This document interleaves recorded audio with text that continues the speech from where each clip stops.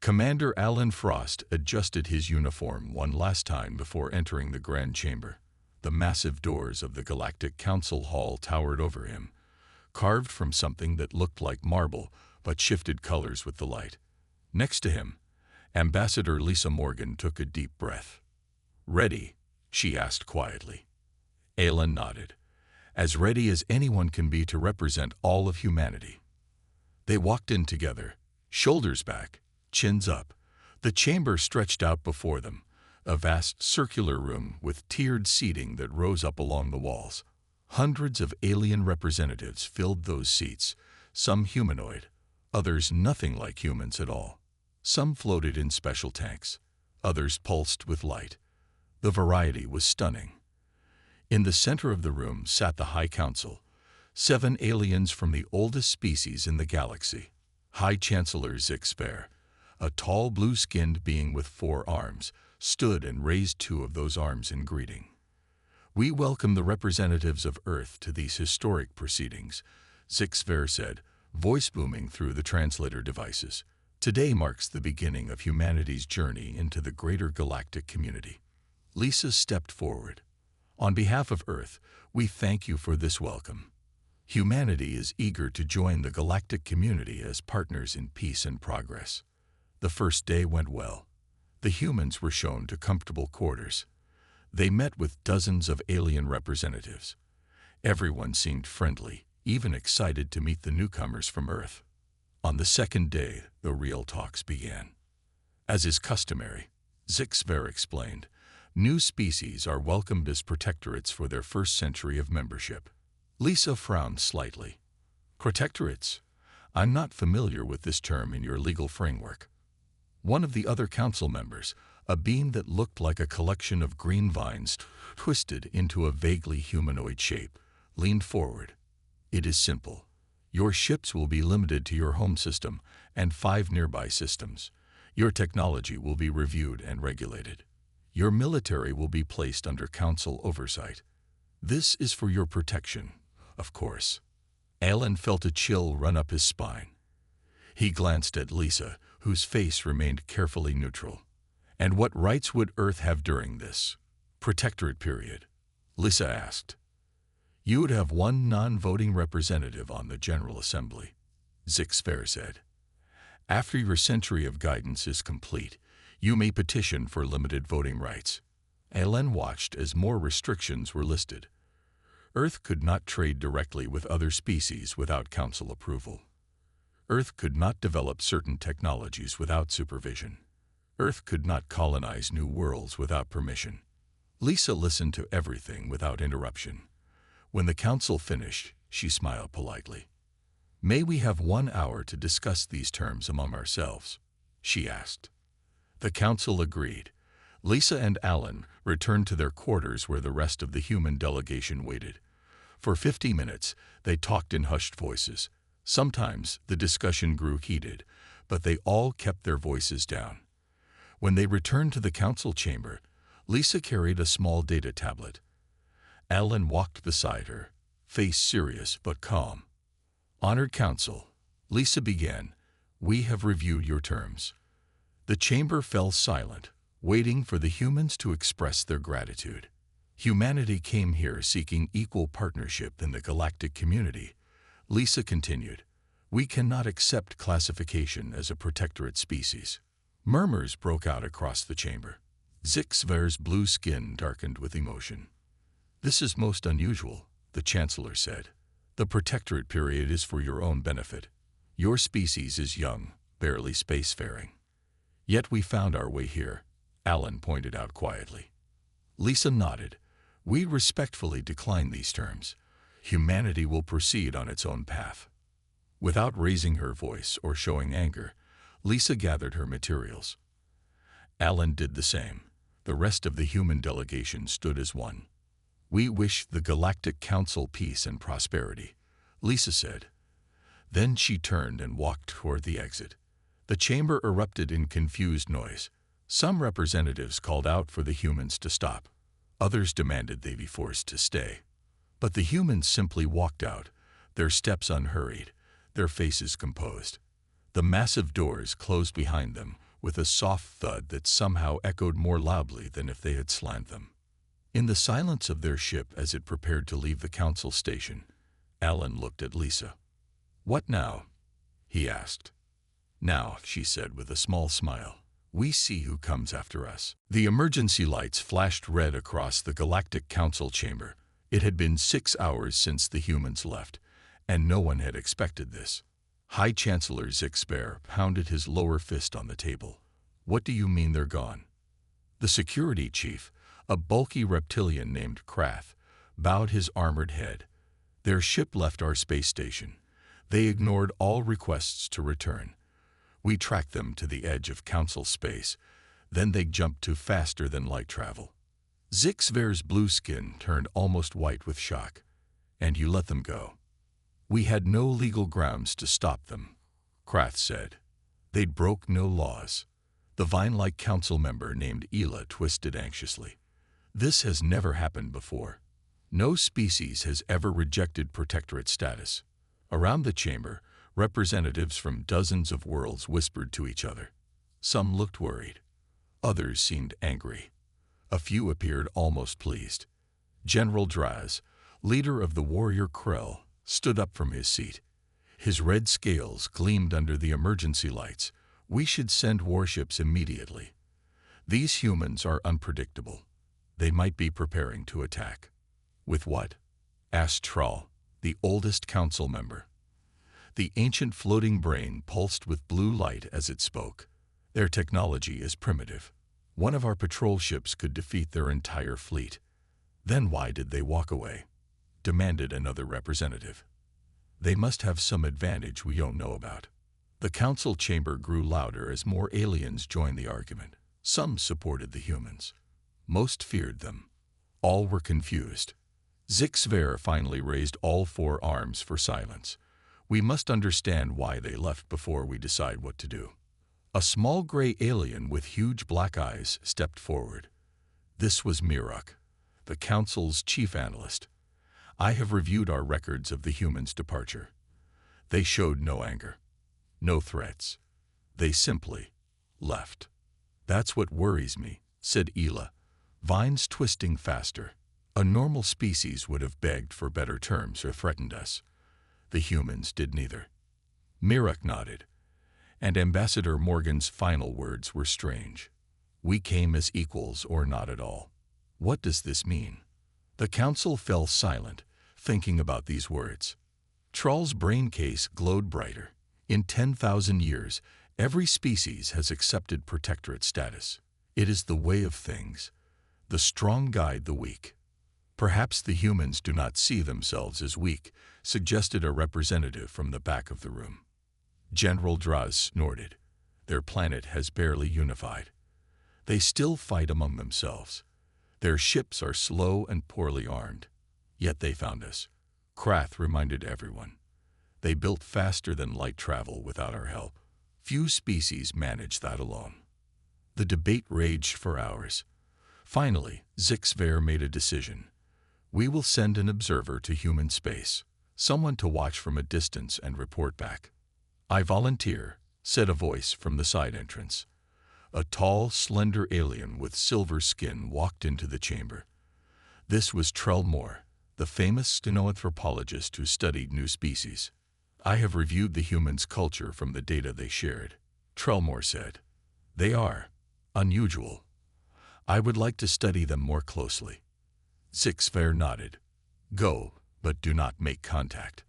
Observe only." As Trellmore left to prepare his ship, the council continued arguing.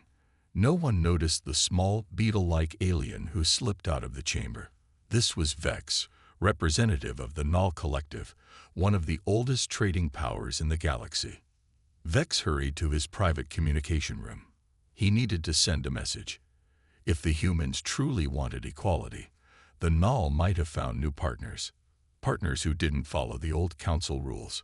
Back in the chamber, Zixver stared at the empty human seats. What troubled him most wasn't the humans leaving. It was how they left, with quiet dignity instead of fear, as if they knew something the council did not. "What are you planning?" he whispered to the empty chairs. The briefing room at Earth Space Command was quiet as General Frank Daniels finished his presentation. The large screen behind him showed the images of the Galactic Council members who had offered Earth the protectorate status. "So," said the President of the United World Council, "they expected us to give up our freedom for 100 years, just for the privilege of sitting at their table." General Daniels nodded. "Yes, Madam President." Ambassador Morgan and Commander Frost made the right call in walking away. Around the table, the leaders of Earth looked at each other. Unlike the chaotic alien council, they remained calm. "What are our options now?" asked the European Union representative. From her seat near the middle of the table, military strategist Olivia Reed spoke up. "We have 3 paths forward. First, we could try to rejoin talks with better terms. Second, we could isolate ourselves from galactic society. Or third, we could seek other allies beyond the Council." "Are there other species outside the Council?" someone asked.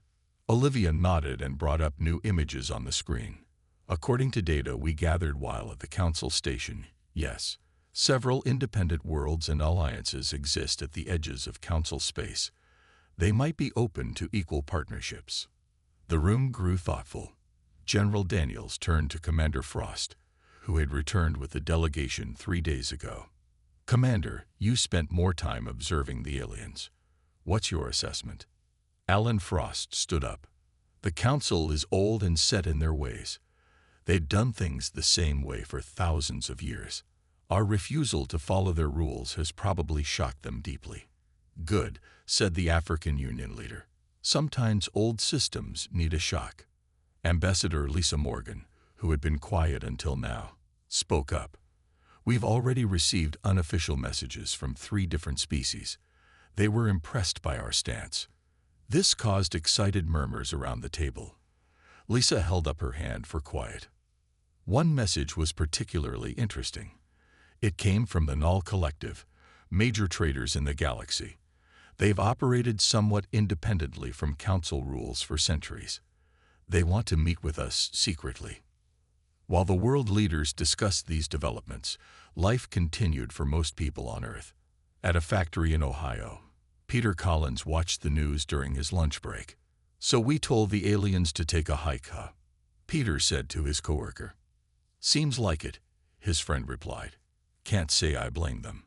Would you want to be treated like a child for 100 years? Peter thought about it as he finished his sandwich. "No, I guess not. But I hope this doesn't mean we're all alone out there now." Across the planet in a research lab, scientist Diane Harris peered through a microscope at a sample of alien bacteria. The Council had shared some basic biological information before the talks fell apart. Now Diane and her team worked frantically to learn all they could. "If we're on our own," she told her assistant, "we need to catch up fast." Back in the briefing room, the leaders finished their meeting with a plan. Earth would strengthen its defenses while secretly reaching out to non-Council species. Commander Frost would leave a small team to meet with the Null representatives. As everyone filed out, General Daniels stopped beside Olivia Reed. "Do you think the Council will just let us go our own way?" he asked quietly. Olivia shook her head. "No, sir. They've controlled galactic development for too long. They'll either try to bring us back to the table on their terms, or they'll try to make an example of us." "Then we better be ready," the general said. Outside the building, normal life went on. Children played in parks. People went shopping. Most had no idea that in a distant part of space, the Galactic Council was still arguing about what to do with the strange humans who had simply walked away. On his ship heading toward Earth, the alien observer Krelll watched the blue planet grow larger on his view screen. He wondered what secrets these humans held that gave them such confidence in the face of the mighty Council. Krell's observation ship floated silently at the edge of the solar system. For 3 weeks, he had watched Earth from a distance. His ship was small but equipped with powerful scanning technology that let him observe without being detected. "Fascinating," he muttered as he reviewed his findings. "Simply fascinating." The data scrolling across his screen showed a planet buzzing with activity. Unlike most species after first contact, the humans hadn't slowed down to wait for Council guidance. Instead, they had sped up. Krelll counted 17 new space stations under construction. The number of ships traveling between Earth and its moon had doubled. A Mars colony that had been small was now growing rapidly. Even more interesting were the signals his ship detected. The humans were testing new communication systems, new engines, and new weapons, all developed without Council help or approval. He prepared his weekly report for the Council, carefully selecting which information to include. What he sent showed human activity, but downplayed how quickly they were advancing. The real data he kept in his private logs. The Council would panic even more if they knew the truth, he said to himself. As Krelll finished his report, an alarm flashed on his console. A small human ship was approaching his position. Despite his cloaking technology, they had found him. Before he could react, his communication system activated. A human face appeared on his screen. "Alien vessel," said a woman in a blue uniform. "This is Captain Grace Martins of Earth Border Patrol. Please identify yourself." Krelll froze. His mission was to observe only, not make contact. But they already knew he was here. After a moment's thought, he activated his translator. "I am Krelll, xenoanthropologist of the Galactic Council. I am on a peaceful observation mission." The human captain's face showed no surprise. "We've been aware of your presence for 2 weeks, Krelll. Your cloaking technology is impressive but not perfect." Krell's silver skin darkened with embarrassment. "If you knew I was here, why wait until now to contact me?" Captain Martinez smiled slightly. "We were observing you while you observed us. Fair exchange, wouldn't you say?" This was unexpected. Krelll had studied many emerging species, and none had ever turned the tables like this. "Will you order me to leave?" he asked. "Not necessarily," Martins replied. "Our leaders are curious about what you're reporting back to the Council." Krelll hesitated, then made a decision that would change his life. "Would you like to see my real findings? Not the sanitized version I send to the Council?" The human's eyes widened slightly. "That would be helpful, yes. Then perhaps we could arrange a meeting. I have questions that would help my research, and you clearly have questions for me." Back at the Galactic Council, High Chancellor Zixper read Krell's latest report with concern. According to the Observer, humans were advancing but still far behind Council technology. Yet something felt wrong about the reports. "They lack detail," he told his advisors. "Krelll usually provides more thorough analysis." General Draz of the Krelll pounded his fist on the table. "I don't trust these reports. The humans are up to something. We should send warships now. And risk starting a war with a species we barely understand," asked Ela, the Vine-like council member. "We need more information first." Meanwhile, on a small asteroid near Jupiter, Krelll sat across from Captain Martinez in a makeshift meeting room. The silver alien looked nervous but determined. "What I'm about to share with you breaks Council protocol," he said. "But I believe the Council's approach to new species is deeply flawed. Your people deserve to know what they're saying about you." Martinez nodded. "And in return, I want to understand what gives your species such confidence. Why did you walk away when no one else ever has?" The human captain smiled. "That's simple. We've been standing on our own 2 feet for our entire history. We never expected anything different." Krell's research notes that day contained one simple line. "Humans don't fear being alone in the universe. They've always thought they were." The Null trading vessel looked nothing like the sleek Council ships. It was bulky, covered with strange symbols, and clearly built for function over beauty. But as Ambassador Lisa Morgan and diplomatic specialist William Gardner approached in their shuttle, they knew this meeting could change everything. "Remember," Lisa said quietly, "the Null have been trading outside Council rules for centuries. They know the galaxy better than almost anyone." William nodded. "And they reached out to us first. That has to mean something." Their shuttle docked with the strange vessel at a point far beyond Neptune. The meeting location had been chosen carefully, within human space, but far enough from Earth that the Council's spies would have trouble finding them. Inside, they were greeted by Vex, the beetle-like representative they had briefly seen at the Council chambers. Up close, his shiny black exoskeleton gleamed under the lights, and his multiple eyes studied them carefully. Humans, Vex clicked in greeting. His words were translated through a small device at his throat. You have caused quite a stir in the galaxy. Many are watching what you do next. Lisa smiled diplomatically. We did not intend to cause disruption. We simply could not accept unequal terms. Precisely why we wanted to meet, Vex replied. The Null believe in fair exchange. The Council's protectorate system has always been problematic. For the next several hours, they talked.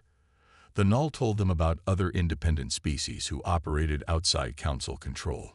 Lisa and William shared information about Earth's resources and technology, carefully leaving out certain military details. We have already begun secret talks with the Jorvians, Vex revealed.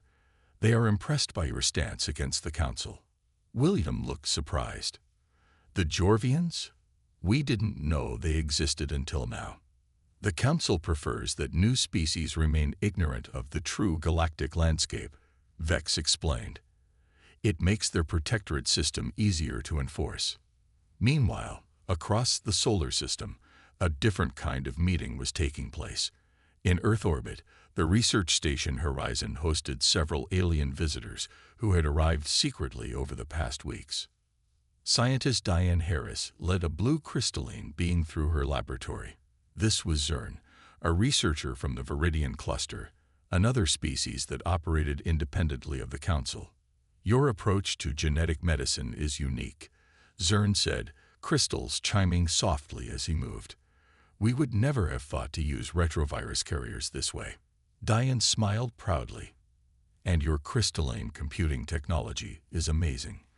I think our teams could learn a lot from each other. Similar scenes were happening across Earth and its colonies. Small groups of non-Council aliens had begun arriving, offering partnerships, trade deals, and knowledge exchange. All were species who had either rejected Council dominance or never joined in the first place. Back on the Null ship, Vex brought up a holographic map of the galaxy. Dozens of systems lit up in different colors. These are all potential allies, he explained. Species who have been waiting for someone to challenge the Council's authority. Lisa stared at the map in amazement. There are so many. Why haven't they worked together before? Fear, Vex said simply. The Council has powerful warships and controls most major trade routes.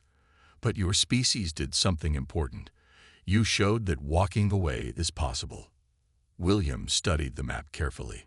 The Council made it sound like they were the only option for galactic cooperation. A convenient myth they maintain, Vex clicked. Now shall we discuss what a true alliance might look like?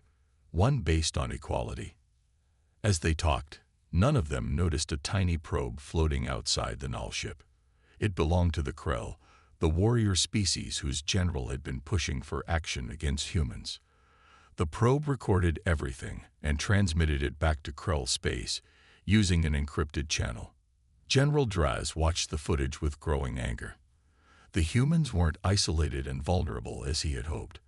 They were building alliances everywhere. This cannot stand, he growled to his commanders. Prepare the battle fleet. It's time to make an example of these humans before they undermine everything. The Grand Council chamber had never been so divided. What had started as whispers and private doubts now erupted into open arguments. The rows of alien representatives shouted at each other, while High Chancellor Zixper tried desperately to restore order. We cannot allow this behavior to continue, shouted the representative from the Draz Empire, a close ally of the warlike Krell. The humans are undermining the very foundation of galactic stability. By what? Making friends, countered a younger council member from the Tellurian systems. They have broken no laws. They simply refused our terms. Reports had reached the Council about the growing network of alliances Earth was building. Several younger species had begun questioning why they should remain as protectorates when humans had shown another path. Council Security Director Krelll stomped to the center of the chamber. The hulking four-armed alien slammed a data device onto the central table. "This is not just about the humans anymore," he growled. "3 protectorate worlds have now demanded reclassification. They are using human diplomatic methods and human arguments." The chamber fell silent for a moment. This was what many had feared most. Not that humans would succeed on their own, but that they would inspire others. "What diplomatic methods?" asked Ela, the vine-like council member who had been growing more sympathetic to the human position. Krell's face darkened. "Concepts like equal partnership and mutual respect, regardless of technological development. Dangerous ideas that will unravel the stability we have maintained for millennia." From her seat near the back of the chamber, veteran council diplomat Elizabeth Nolan listened carefully. Officially, she represented one of Earth's few allies within the council structure. Unofficially, she had been born in Chicago before moving off-world 30 years ago. Elizabeth made notes on her datapad, knowing this information would be valuable to Earth. The council was splitting into 3 clear factions: those who wanted to force humans back into the fold, those who wanted to destroy them as an example, and a growing group who wondered if the humans might be right. After the session, Elizabeth walked the long corridors of the council station. She passed a small garden area where Krell sat alone, looking troubled. "Difficult session today," she remarked, sitting beside the silver-skinned cynoanthropologist. Krell glanced around to ensure they were alone. "My latest report was rejected. The council says my assessment of human capabilities is too positive." "Is it accurate?" Elizabeth asked quietly. "If anything, I understated their progress," Krell admitted. "They've achieved in months what takes most species years. And they've done it through cooperation, not council guidance." Elizabeth nodded slightly. That matched what she'd heard from her Earth contacts. The Krell and Draz representatives met privately with the Chancellor after the session. She told him, "I believe they're planning something." Meanwhile, in a distant corner of the station, General Draz met with his fellow warriors. The room was secured against listening devices, but they still spoke in low voices. "The fleet will be ready in 3 days," a Krell commander reported. 20 warships, including the dreadnought Conquest. General Draz nodded in satisfaction. "The Council moves too slowly. We must act now before more protectorates demand equality." "What about the Chancellor? He hasn't approved military action." Draz waved a dismissive hand. "We will present it as a show of force only. By the time the Council realizes our true intent, the humans will be dealt with." What Draz didn't know was that Council communications had been compromised months ago. Every word he spoke was being transmitted to a small human outpost near the edge of Council space. The officer who received the transmission immediately sent it to Earth with the highest priority tag. Within hours, Admiral Joseph Rivers was awakened from sleep to read the message. The Admiral studied the information about the incoming Krell fleet. Then he looked up at his worried staff. "It seems," he said calmly, "that some of our new friends were right about the Krell. Send word to all ships. Operation Lighthouse begins now." The Krell fleet emerged from faster-than-light travel at the edge of the solar system. 20 warships, their hulls covered in red and black armor plating, formed a wedge formation.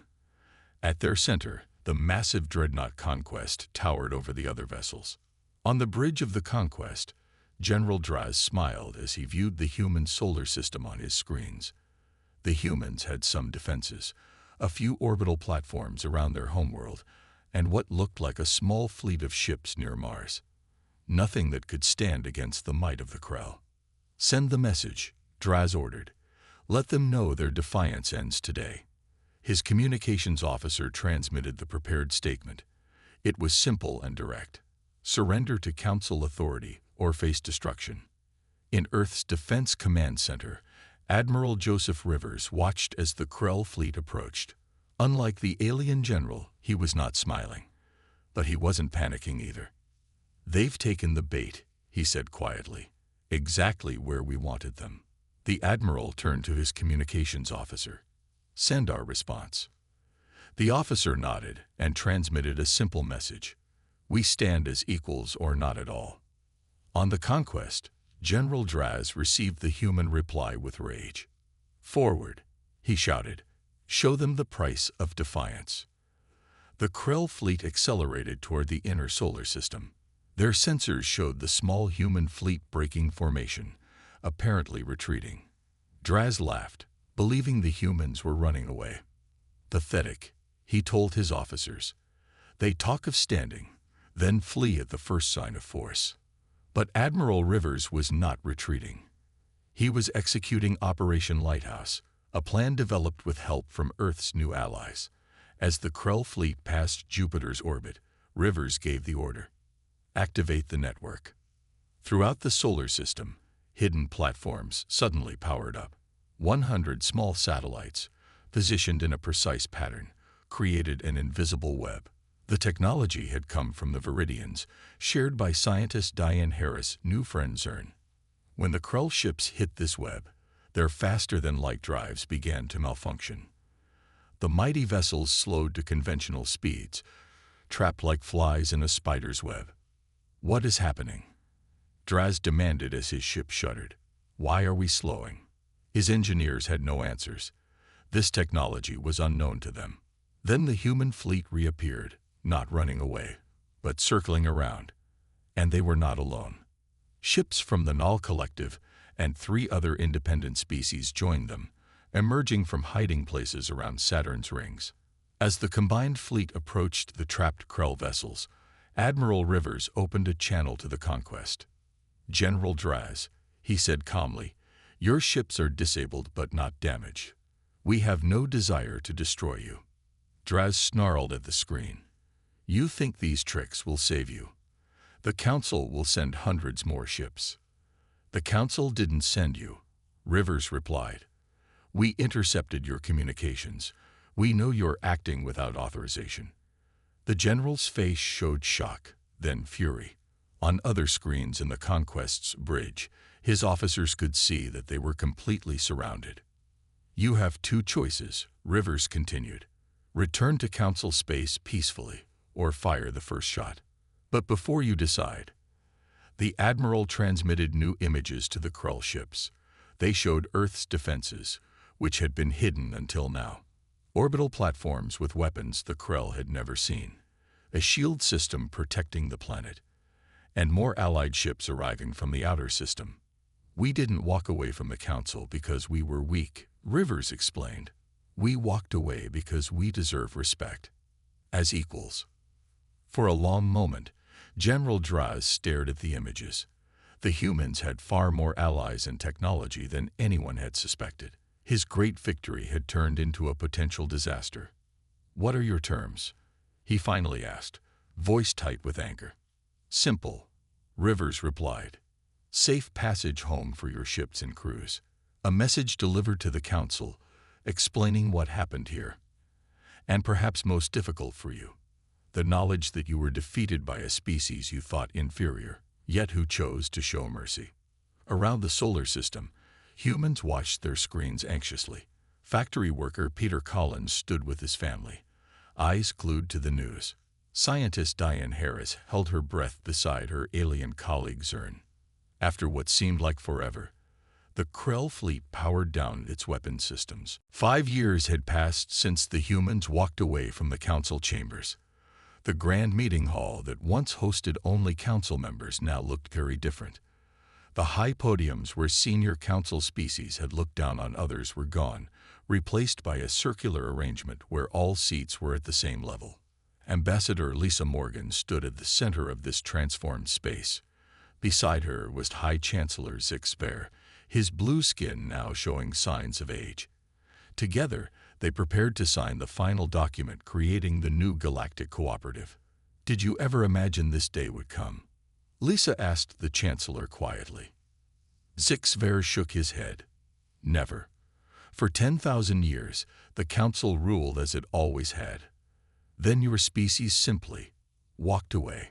The chamber was filled with representatives from over 200 worlds. Some had been council members. Others had been protectorates.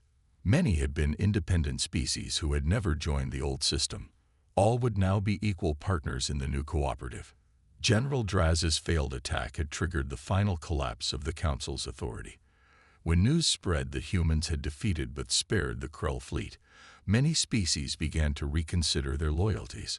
The 3 protectorate worlds that had already been asking for equality were joined by dozens more.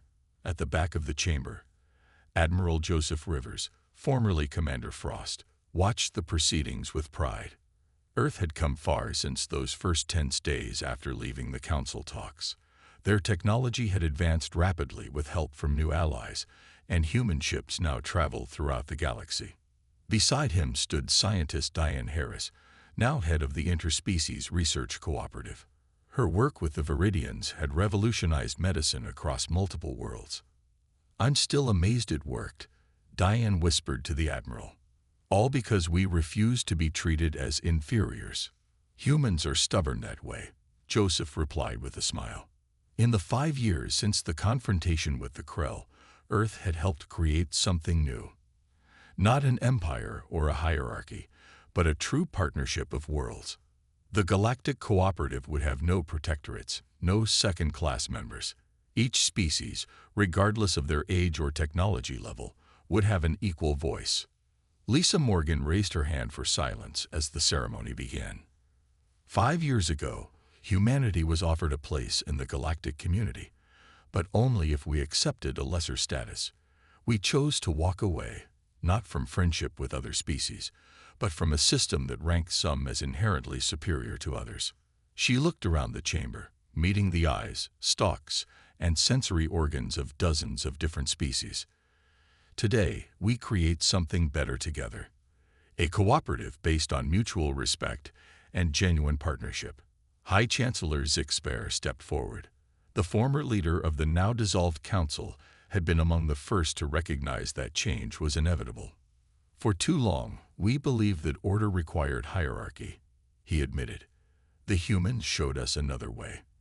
And when they had the power to destroy their enemies, they chose mercy instead. This convinced many of us that perhaps they understood something we did not." Together, Lisa and Zixper activated the document that would establish the new galactic order. Cheers, clicks, whistles, and other sounds of approval filled the chamber. In the crowd, Trellmore stood with Captain Grace Martinez, who had first discovered him watching Earth years ago. They had become close friends and now worked together on diplomatic missions. "You once asked me what gave humans such confidence," Grace reminded the silver-skinned alien. "Do you understand now?" Trellmore nodded. "I believe I do. You never needed anyone's approval to know your worth." Outside the chamber, the galaxy continued to change. Old barriers between species fell away. New ideas and technologies spread freely. Worlds that had never communicated now worked together on common challenges. And it had all begun with a simple act, when the humans had gathered their things, stood up from the table, and walked away from a bad deal. Some called it the greatest diplomatic move in galactic history. The humans just called it common sense.